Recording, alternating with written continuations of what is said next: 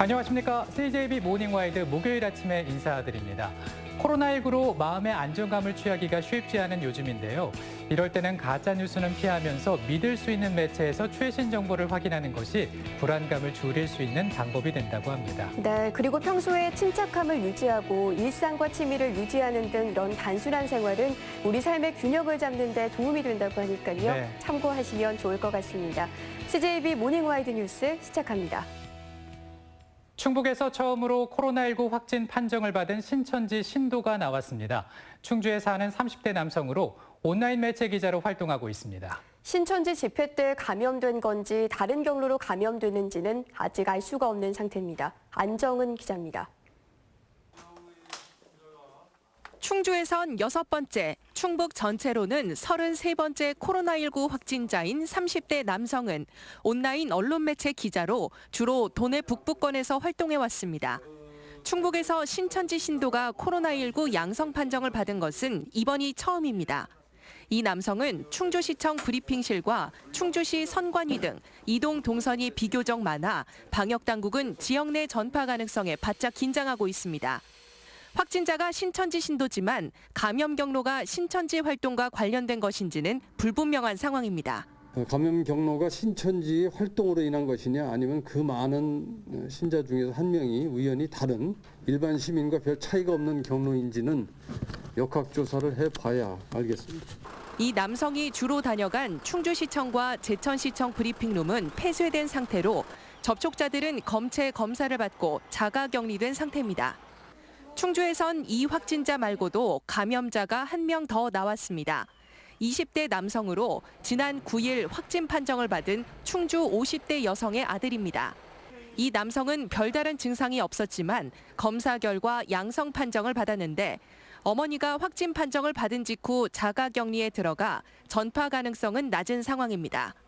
한편 괴산군은 코로나19 확진자 11명이 나온 오가리마을 주민들에 대한 2차 전수검사에 들어갔습니다.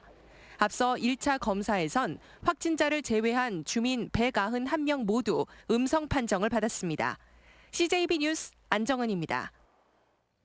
앞서 보신 것처럼 충북 지역에서 첫 신천지 신도 확진자가 나왔는데요. 이 남성은 2주간 아무 증상을 보이지 않아 모니터링 대상에서 해제가 됐는데 문제는 모니터링이라고 해봤자 본인들의 진술에 의존할 수밖에 없었다는 겁니다. 증상을 숨겼을 가능성도 배제할 수 없는 가운데 충주시는 시내 2,500명 신도들에 대한 전체 진단검사를 시작했습니다. 이태현 기자입니다. 어제 아침 확진 판정을 받은 30대 남성은 신천지 측이 제공한 신도 명단에 포함돼 있습니다. 2주간 전화상 모니터링 감시를 받아왔지만 의심 증상을 보였다는 답변은 없었습니다. 하지만 이 남성은 공교롭게도 모니터링이 끝난 당일 병원을 찾아 인후통 치료를 받았습니다. 그동안 모니터링에서 증상을 숨긴 건 아닌지 의심이 가는 대목입니다. 때문에 보건당국은 그동안 이 남성의 병원 방문 이력 등을 조회하고 있습니다. 3월 12일경에 인후통으로 치료를 받은 경력이 좀 나오고 있거든요. 이런 걸로 봐서는 아마 모니터링 할 때 솔직하게 얘기하지 않은 게 아닐까 이런 생각이 듭니다. 이 남성의 경우 지난달 16일 충주 신천지 집회에 참석했던 것으로 전해지지만 참석한 날과 확진 판정을 받은 날 사이의 간격은 한 달 이상으로 감염 경로는 정확히 파악되지 않고 있습니다. 신천지 신도에 대한 전수조사와 모니터링에 허점이 있었던 건 아닌지 의구심이 커진 상황에서 충주시는 시내 모든 신천지 신도들에 대해 검체 검사를 진행하겠다고 밝혔습니다. CJB 뉴스 이태현입니다. 대학생들은 사상 초유의 온라인 개강을 맞이하고 있습니다. 우려했던 대로 접속자 폭주로 서버가 다운돼 학생들이 강의를 제대로 듣지 못하는 일이 속출하고 있습니다. 진기훈 기자입니다. 학교 대신 카페를 찾은 대학생 김용규 씨. 코로나19 여파로 온라인 강의가 진행되고 있는데 강의는 단 1분도 듣지 못했습니다. 접속자 수가 몰리면서 서버가 다운되는 건데 학교에선 강의 시스템 서버를 늘린다고 안내했지만 강의는 재생조차 되지 않습니다. 여러 차례 시도해봤는데 휴대폰으로도 시도하고 노트북, 컴퓨터로 시도해봤는데 그리고 오늘까지도 해봤는데 아직 제대로 된 강의를 한 번도 못 들어가지고 많이 답답해요.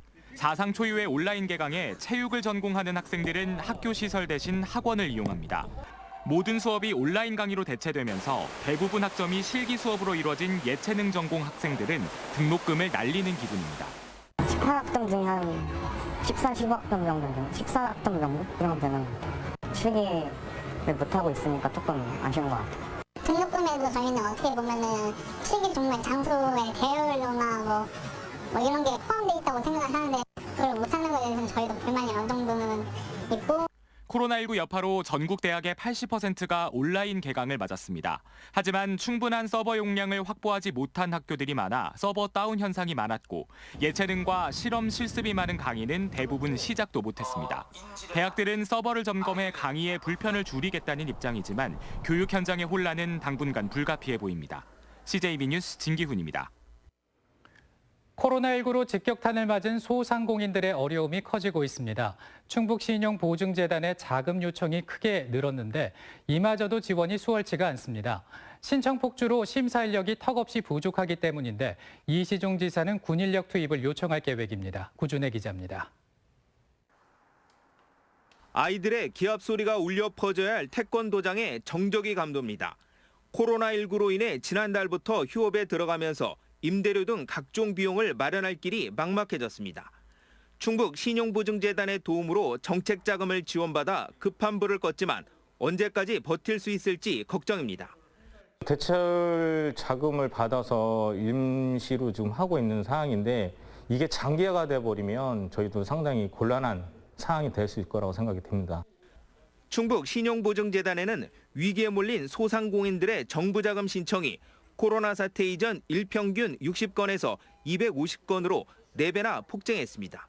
하지만 지난 한 달간 전체 6천여 신청 건수 가운데 아직도 4,000건가량이 심사를 기다리고 있습니다. 심사 인력 부족으로 이대로라면 다 처리하는데 2달이 걸릴 것으로 예상됩니다. 메르스 때보다도 오히려 이번 코로나 바이러스로 인한 피해 소상공인의 그 정도가 훨씬 심각한 걸로 좀 보입니다. 그래서 신청 자체가 워낙 증가를 하다 보니 저희 현재 인원으로서는 당분간 처리가 좀 지연이 되는. 충청북도와 충북 신용보증재단은 심사 절차를 간소화하고 시중은행에 서류 접수를 위탁하는 등 처리 기간을 반으로 단축하기 위한 대책을 마련하고 있습니다. 군 인력까지 요청할 계획입니다.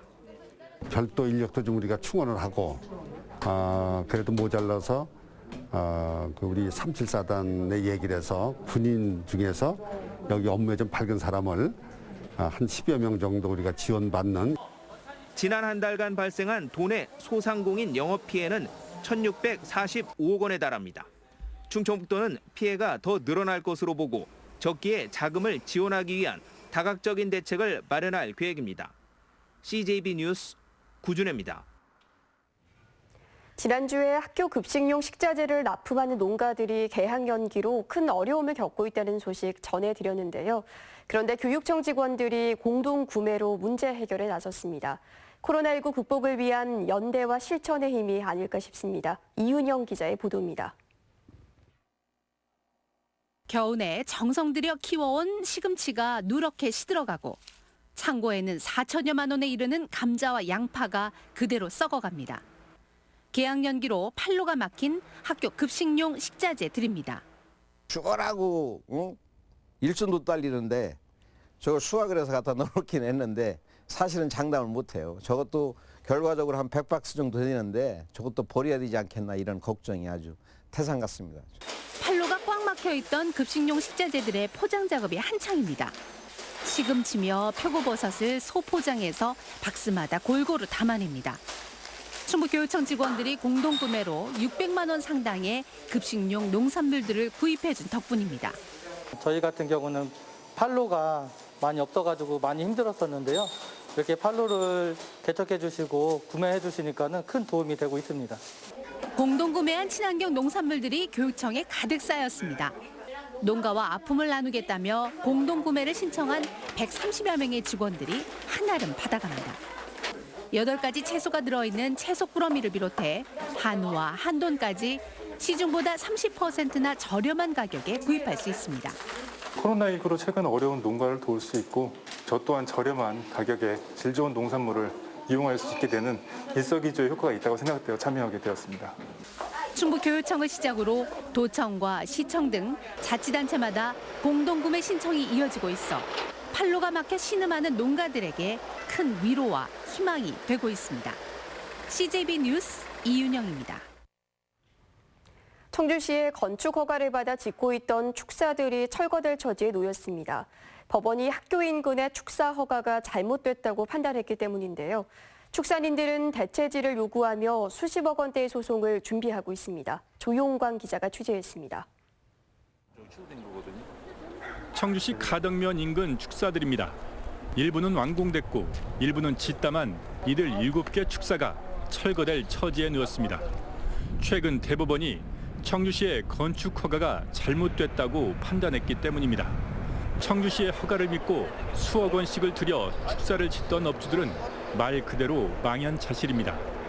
충북과학고 학생들의 학습권을 존중한 충청북도 행정심판위원회의 결정에 이어 소송에서도 최종 패소하면서 더 이상 억울함을 호소할 곳도 없습니다. 그러니까 빚도 지금 농협에서도 이자 나가야지 그거 다 하면서 지금 여기다가 평생 버는 걸 내가 60이 넘었는데 평생 버는 거 다 투자한 데다가 빚까지 얻어서 이러니까 진짜 죽을 것 같아요.